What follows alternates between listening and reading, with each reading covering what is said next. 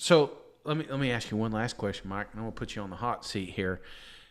All three are gone at the end of the season. I don't think it happens. I truly think. I think we're overreacting a little bit here, but let's just pretend that all three open up and you go out and you're looking for a coach. How would you rank these jobs? Like you just kind of, I think you tipped your hat a little bit there with LSU, but in order, if you were a new coach, everybody wants you. Which one is, I guess, if you're looking at their resumes, that you would want to hire first? You're saying of these three coaches or these three programs? No, the three programs. Yeah. Like, you're just I don't want to put any names out there or anything like that because there's plenty of them floating around. But let's just say you're an NFL guy. You're you're getting heavily recruited to the college league. There's three openings in the SEC. There's LSU. There's Florida. There's Texas A&M. In your order, which one is the most attractive? I think I'd go with Florida, and the main reason why, because this is a tough decision. They're all elite level. They're all in fertile recruiting grounds. But the one thing that Florida's got that LSU and A&M don't, and maybe this will be changing with with the divisions potentially going away, there ain't no Nick Saban in the East.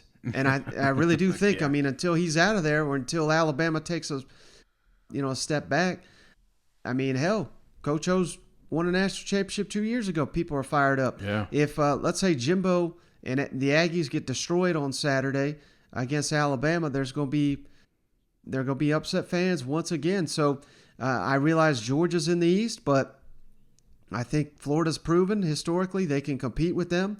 And hell, they just beat them last year. So yeah, I think Florida right now, in my opinion, I would go with that. I think the path to Atlanta is a lot easier in the East than it is in the West right now.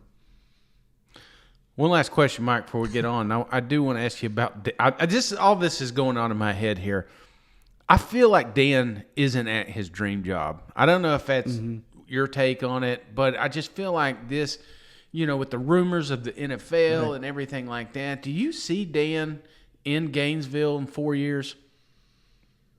I'm not thinking I don't think he ever gets fired, but I do think there could come a point he actually leaves. So I'm just curious, your thought is this a forever home? Because you'd love to have everybody wants a Nick Saban. Everybody wants a coach to come in there, coach there for 10, 15 years, win a few national championships, always be competitive in your conference. That's what we all want. It is so tough to be because you look around the landscape of the SEC, how many coaches we just constantly revolve. We're looking for that perfect coach. And I do think Dan is elite. I do think that he's a good fit down there in Gainesville. However, I just get that vibe, too, that he doesn't want to be there sometimes, especially in the offseason. And now, with a little heat on him, with 2 losses, we're just now starting October. It makes you wonder, is he going to be one of the first guys that takes the opportunity to go somewhere else? Yeah, that's historically who he's always been, trying to get his name involved in other programs. Now, he was at Mississippi State, and historically that is an incredibly difficult place to win. You're behind the 8 ball because you're in Nick Saban's division, because you're in LSU's division. Both Mississippi programs, that was a heated rivalry at the time. Then you throw in A&M in there, and Arkansas was, they've had their ups and downs, but basically the entire time Dan Mullen was there, Arkansas was competitive. So maybe that had a little bit to do with it, but it's translated to, like you said, the Florida Gators. Now that he's having success, he's eyeing the NFL, and he's a Northeastern guy. So what happens if, the Penn State job opens or the Michigan job opens or something like that? Would he be intrigued by those? He tried to get hired on at Michigan one time when he was Mississippi State's coach. Would he again? I think he would jump at an NFL job as well. So, yeah, I kind of get that feeling, and it's I don't think it's a reflection, honestly, of the Florida program. I think it's a reflection on him and his. He's just like he's an interesting guy. You know what I mean? And it just doesn't seem like recruiting is his main thing. He seems like he's a X and O's genius.